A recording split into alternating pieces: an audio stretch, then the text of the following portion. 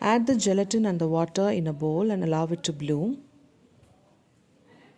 Add the sugar and the water in a heavy flat-bottomed saucepan and bring it to a boil.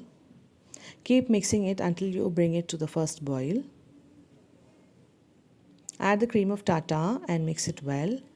And hold the kitchen thermometer and wait until you see it reach 240 degree Fahrenheit. Now add the bloomed and the microwaved gelatin into the sugar syrup. It is going to become frothy and foam up. So gently and carefully mix the solution together.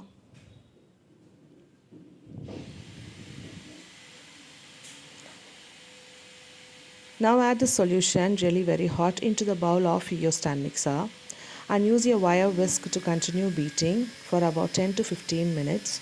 The solution will thicken up and become the marshmallow, and you start seeing the web-like texture from the inside edge of the bowl.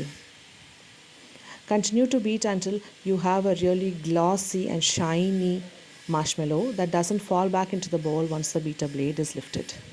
Now transfer this marshmallow into a baking tray lined with parchment paper coated with shortening and allow it to rest overnight.